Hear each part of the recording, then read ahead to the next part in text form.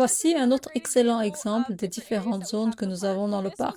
C'est l'une des premières zones affectées par le vent. C'est la zone touchée par l'ouragan Arthur. Le nerf Prin-Bourdaine avait commencé à progresser dans cette partie du sentier, mais sa progression était très lente. Si vous avez remarqué, comparé à l'autre zone touchée par une tempête plus récente, le sapin baumier a pu se développer et occuper beaucoup des espaces ensoleillés où le nerf Prin-Bourdaine n'a pas poussé. C'était vraiment intéressant de voir les différences de croissance et ce genre de choses. C'est une stratégie que le directeur du parc souhaite essayer. Enlever une partie du nerf Prin-Bourdaine en plantant massivement des arbres à croissance rapide pour réduire la lumière que reçoivent les racines et les rhizomes du nerf Prin-Bourdaine et voir si ça aurait le même effet qu'ici. Parce que ce paysage est clairement très différent de celui qui se trouve là-bas. À ton avis, quelle est la différence entre ici et là-bas? Je pense que les principaux facteurs sont le timing et la façon dont les arbres ont poussé. La régénération n'a pas été aussi rapide ici que dans cette zone. Là où beaucoup de bouleaux ont poussé dans cette zone, beaucoup de sapins baumiers ont pu s'établir assez rapidement. Cela a empêché le nerf Prin-Bourdaine qui se trouvait ici de continuer à pousser. Aujourd'hui, il recommence lentement à pousser, principalement le long des bordures et dans les zones où la régénération est moins importante. Il est très intéressant de constater que même dans les zones ensoleillées, on n'a pas autant de plantes envahissantes qui ont tendance à bien pousser dans ces zones. Ici, je pense que le sapin baumier était déjà bien établi lorsque le nerf Prin est arrivé, parce que ceux-là ont plus de 12 ans, alors que le nerf Prin est récent. Le nerf Prin est en fait présent dans le parc depuis les années 90. Il s'est établi dans les années 90. Depuis, il s'est propagé dans tout le parc. Il a atteint cette zone il y a déjà un certain temps. Ce que vous voyez actuellement est apparu au cours des 5 dernières années. C'est une plante qui est vraiment bien établie dans le parc, malheureusement. Ce que vous voyez aujourd'hui est en grande partie dû au fait que les gens s'éloignent des sentiers, parce qu'il s'est propagé davantage le long des bordures. Même à l'époque, les oiseaux auraient déposé des graines dans cette zone, car il était déjà bien établi non loin de là. Comme tu l'as dit, c'est le résultat du passage de l'ouragan Arthur. Cela a dégagé une grande partie du paysage, de l'étage dominant, et beaucoup de sapins ont repoussé. Voilà où nous en sommes. Ce que vous voyez ici en termes d'espèces envahissantes, vous ne vous en rendrez peut-être même pas compte sur votre lot boisé avant que le risque ne soit bien réel. Une fois présent, ce sont des observations comme celles qu'ils font ici qui sont utiles. Et il n'y en a pas ici, mais il y en a beaucoup là-bas. Quelle est la différence? Et ce genre de choses. Il y a beaucoup à apprendre sur les espèces envahissantes et beaucoup d'éducation à faire. Tout simplement, on ne sait pas. Tu as une idée de ce qui se passe ici, Gareth? Le sapin devait déjà être établi avant le passage d'Arthur, comme régénération dans le sous-étage. C'est l'une des différences. C'est Mackenzie, n'est-ce pas? Mackenzie a mentionné qu'il y avait moins de régénération là-bas. Le fait que le sapin était déjà établi et attendait la lumière lui a donné une longueur d'avance sur ce qui allait arriver. Je ne connais pas assez bien les caractéristiques du nerf Prin. Il est quelque peu tolérant à l'ombre, mais il existe peut-être un niveau d'ombre qui l'empêche de se régénérer. C'est certainement ce que suggère cette zone. C'est donc judicieux d'essayer d'établir des espèces tolérantes à l'ombre avant que le nerf Prin n'ait une chance de se propager. Nous vivons clairement une période avec beaucoup d'inconnus. Il est évident que le climat est en train de changer. Il change beaucoup plus vite que ce que nous pensions. Je pense que c'est l'une des choses qu'on a remarquées. Il y a toutes ces projections, mais il semble qu'on avance beaucoup plus vite. C'est comme un rouleau de papier toilette qui se déroule de plus en plus vite. Il y a beaucoup de choses que nous ne savons tout simplement pas, et nous essayons de rattraper notre retard pour comprendre ce qui va se passer. C'est pourquoi ils encouragent la diversité, car il y a tellement d'inconnus. Le temps qu'on comprenne le nerf Prin, on sera peut-être déjà passé à autre chose, ou quelque chose sera venu le manger, et on aura un autre problème. Il faut donc essayer de s'informer autant que possible, même si je ne suis pas sûre comment nous pouvons travailler sur le partage des informations. J'ai beaucoup appris sur le nerf primordial grâce à toi, des choses que je ne connaissais pas. Je pense qu'il est très important de partager les informations entre nous et avec différentes organisations. C'est l'un de nos grands objectifs. Il y a quelques semaines, on a eu la conférence du WWF et la visite du site a eu lieu ici. Des associations à but non lucratif et des personnes dans ce domaine sont venues.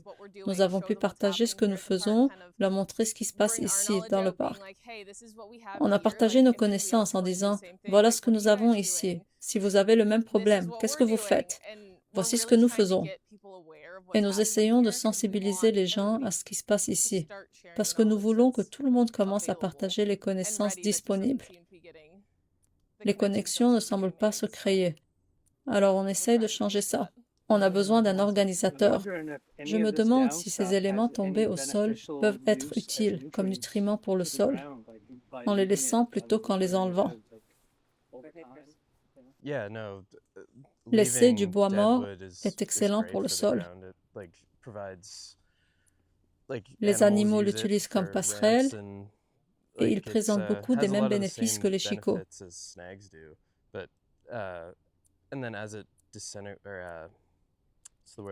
En se décomposant, il contribue à la bonne santé du sol.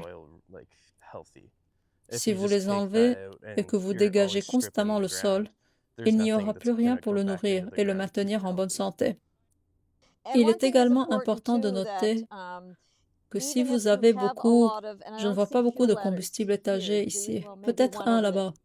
Le terme combustible étagé est utilisé lorsque vous avez des arbres renversés qui sont restés accrochés à un autre arbre. Si un feu de forêt se déclare, il peut remonter cette échelle, atteindre la couronne et continuer à se propager. Si vous n'avez pas assez d'argent et que vous ne pouvez pas convaincre un entrepreneur de venir nettoyer le site, l'essentiel est que si vous pouvez les faire tomber au sol en toute sécurité, ils se décomposeront beaucoup plus rapidement. Ils doivent être en contact avec le sol et tous les petits organismes qui s'y trouvent et qui aident à la décomposition. Les mettre au sol, c'est le minimum que vous puissiez faire. Lorsque vous avez beaucoup de combustible étagé, d'autres choses risquent de se produire, notamment un feu de forêt. Les combustibles étagés ne se décomposent pas. Mettez-les au sol, c'est le plus important et ils se décomposeront. Qu'as-tu trouvé comme sol, Gareth? C'est du loam argileux, donc une bonne rétention d'humidité. Il possède un horizon A enrichi, qui pourrait être un héritage de l'ancien champ, un horizon lessivé et un horizon B oxydé. Tu vois cette couleur orange? C'est dû au lessivage. L'acide carbonique entraîne le fer vers l'horizon B. Il pourrait y avoir une différence entre les sites aussi. Peut-être que celui-ci n'est pas aussi productif que l'autre.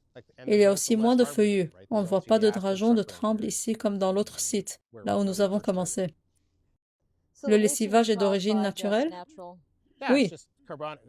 L'eau de pluie est acide et contient de l'acide carbonique. Sur un site suffisamment riche, la matière organique va masquer une partie du lessivage qui se produit. C'est toujours en cours. Ça peut être accentué par des précipitations excessives. Oui, dans tout climat avec beaucoup de précipitations pendant la saison de croissance, vous aurez un horizon B lessivé et enrichi en fer, sur un terrain élevé, pas une zone humide, là où l'eau peut s'écouler librement à travers le sol. Quand est-ce qu'on devrait prélever des échantillons de sol dans notre lot boisé? À mon avis, cela devrait faire partie de l'évaluation de votre lot boisé. Quel type de sol vous avez? Quel est son potentiel? Quelles espèces pourraient y pousser? Ça aide. Si vous pensez au schéma du cycle de gestion que Diane a montré, cela fait partie de cette évaluation parce que ça vous aide à prévoir l'avenir. Ce qui se passerait sans gestion. Votre première question devrait toujours être, si je ne fais rien, qu'est-ce qui va se passer? Est-ce que ça me convient? Est-ce qu'il faut les envoyer quelque part pour les faire analyser ou on peut se contenter de les examiner? Je peux les examiner.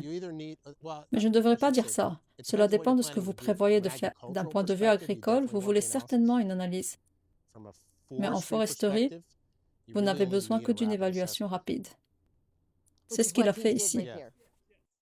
Mais pour faire une évaluation rapide, vous devez être capable d'évaluer la végétation et le sol que vous observez. Si vous l'envoyez au laboratoire, ils vous donneront exactement les nutriments, le pH et tout autre paramètre. Parfois, c'est excessif. Vous n'avez pas besoin de tout ça dans beaucoup de situations. Oui, dans la gestion des lots boisés, je pense que c'est souvent plus que ce dont vous avez besoin. Juste pour avoir un échantillon. Quelqu'un a d'autres questions sur le site ou sur le nerf Primbourden avant de continuer? Anne, je voudrais juste ajouter que l'autre avantage de mettre les débris en contact avec le sol, c'est l'humidité.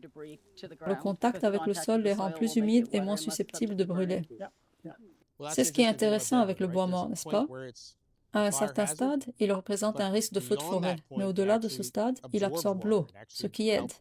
Il devient un retardateur de feu. Les forêts qui contiennent beaucoup de matière organique morte en décomposition sont moins sujettes aux feux de forêt. Il y a donc cette fenêtre de risque de feu de forêt. Mais une fois dépassée, notre parc n'est pas un bon exemple pour montrer une quantité raisonnable. Nous en avons trop. Si vous vous demandez, est-ce trop ou pas assez? Non, c'est trop. Le risque de feu de forêt est présent. Très bien, continuons.